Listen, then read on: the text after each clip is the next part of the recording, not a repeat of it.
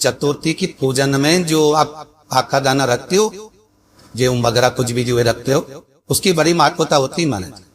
यहाँ तक कहा गया है, चतुर्थी की कथा तो आप पढ़ते होगे, जो लोग पढ़ते हो उनको मालूम होगा। चतुर्थी की कथा में लिखा है, चौथ माता के व्रत में वर्णन किया गया है कि वह आखा दाना जो रखा जाता है, मान लो कोई जरूरी काम होता है तभी आखा दाना को रखा जाता है, संभाल के रखते हैं कि हम इस काम के लिए जा रहे हैं और हमारा ये कार्य सफल होना चाहिए। तो जिसने चतुर्थी का व्रत करा है, जिसने चंद्रदेव का पूजन करा, चतुर्थी का व्रत करा, तो गणेश जी से विनती करके वहां से 2-4 आखा दाना उठा ले, और जो व्यक्ति का काम अटक रहा है अपने ही घर पर, दूसरे कुल को नहीं देना, अपने ही कुल के अंतर्गत जो काम अटक रहा है उसकी जेब में, उसके पन्नू में उस चीज को रख दिया जाए।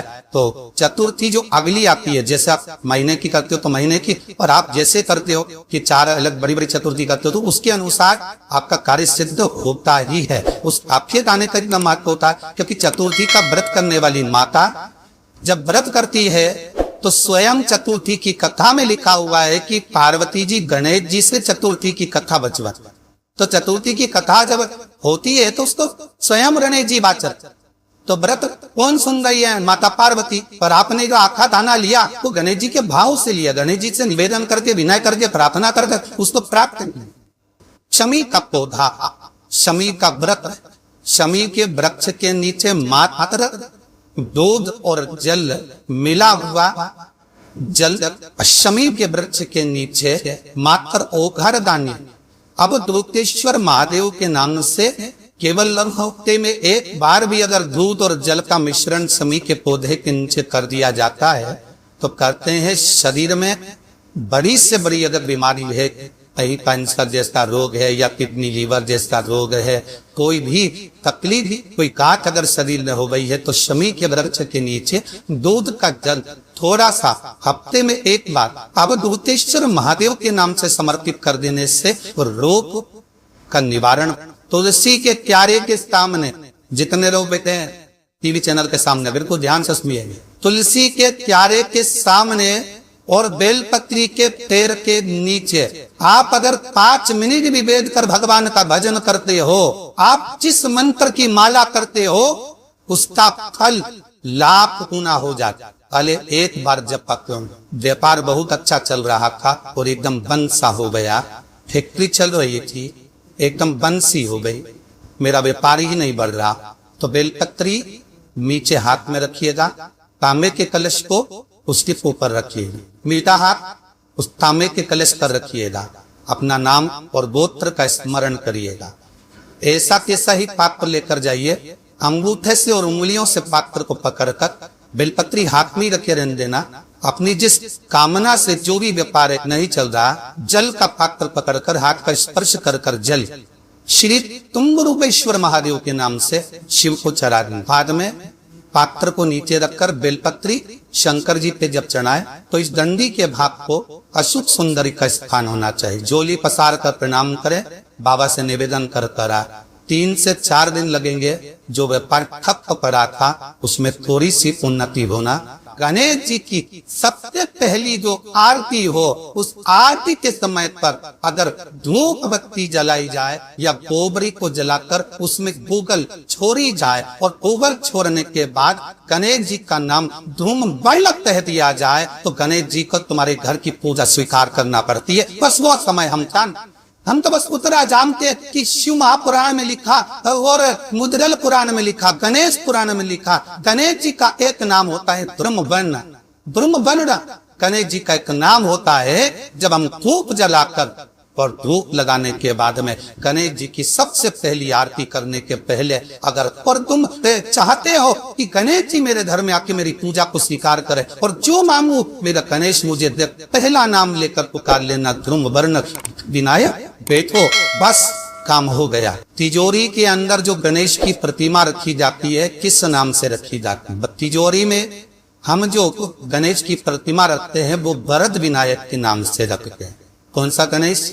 वरद विनायक के नाम से तिजोरी में गणेश रखते हैं। और वरद विनायक के नाम से गणेश जी तिजोरी में रखाते हैं।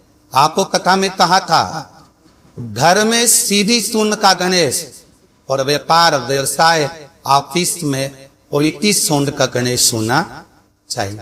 वरद विनायक को तिजोरी में, जब मकान का गृह प्रवेश होता है तो गणेश जी की पूजन जो दरवाजे पर करी जाती है उसे सिद्धि विनायक गणेश कहते हैं। कौन सा गणेश? सिद्धि। जब हम घर में शुभ कार्य हो, बंदरवाल लगाएं, कोई दरवाजे पर शुभ लाभ लगाए या स्वस्तिक बनाए या माता दरवाजे पर रंगोली डाले तो उसी समय पर सिद्धि विनायक के नाम से रंगोली डालना चाहिए, तो घर में लक्ष्मी बढ़ती है, सिद्धता बढ़ती है। याद रखिए, कभी भी गणेश जी को, मिट्टी की गणेश जी लाते हो भादो महीने में, तो विसर्जन करो तो विसर्जन के समय पर 2 बिंदी, एक कंकु की एक हल्दी की, दीवार पर जरूर लगा देना चाहिए। क्यों? क्योंकि गणेश जी हमारे आते हैं तो रिद्धि सिद्धि के साथ आते हैं, पर जब गणेश जी जाते हैं अगर हम बिंदी नहीं लगाते हैं तो गणेश जी अपनी रिद्धि सिद्धि को साथ में लेकर चले जाते हैं। पति के साथ पत्नी वापिस चली जाती है। जब हम बिंदी लगाते हैं तो उसका मतलब होता है कि हमारे घर की बहू हमारे घर में रहे, बेटा भले भ्रमण के लिए जाए। तो गणेश जी जाते हैं, रिद्धि सिद्धि घर में रह जाती है। इसलिए रिद्धि सिद्धि को घर में रखने के लिए 2 बिंदी लगाना चाहिए, एक कोको की, एक हल्दी। रिद्धि अगर सुनाना है अपने दुख रे को, अपने दिल की बात, तो कभी किसी बेलपत्र का वृक्ष हो उसके नीचे 2 मिनट बैठ जाना और श्री शिवाय नमस्तुभ्यं या पंचाक्षर नमः शिवाय या सदाक्षर ओम नमः शिवाय, वो थोड़ी देर, ज्यादा नहीं बोलूंगा, 2 मिनट मौन होकर बैठना। बेलपत्री के वृक्ष की जड़ की ओर आपका मुख कर लेना और 2 मिनट अगर दुख है, जीवन में तकलीफ है, तो बेलपत्री के वृक्ष के नीचे बैठकर अपने दिल की बात महादेव से, पार्वती से कह दे। गणेश जी की प्रियता है दुर्वा। क्या प्रियता है? दुर्वा। कितनी दुर्वा का गणेश जी को समर्पित करी जाती है? मात्र 5। कितनी? आज के जमाने में लोग गट्टा बनाकर चढ़ा दे अपनी जगह पर। 5 दुर्वा, पंचम इंद्रियों को वश में करने के लिए, और भगवान के 5 जो स्वरूप हैं उनको अपने भीतर उतारने के लिए 5। और दुर्वा में 3 लाना। जब दुर्वा समर्पित करी जाते हैं तो उसमें नीचे दुर्गा की रंडी पर गांठ फेंकना, 3 छोटी छोटी गांठें होना चाहिए। 40 साल हो गए या 20 साल हो गए या जब 28 के बाद में लड़का लड़की क्रॉस हो जाए, 29 में, 23 में, 32 में, 34 में, 40 लग पहुंच जाए और पर विवाह नहीं हो रहा है, तब तक बेल यात्री के जो पेड़ होता है, वृक्ष होता है, उस वृक्ष की जो डाली होती है, उस डाली के मनकों से तो माला बना बाजार में मिल जाते हैं, बेल की माला। उस माला को भगवान शंकर को समर्पित कर बेलपत्री के वृक्ष के नीचे बेल कर भगवान शंकर का पंचाक्षर मंत्र का जाप करना है। कौन सा मंत्र है? पंचाक्षर। पंचाक्षर मंत्र कल बताया था, नमः शिवाय।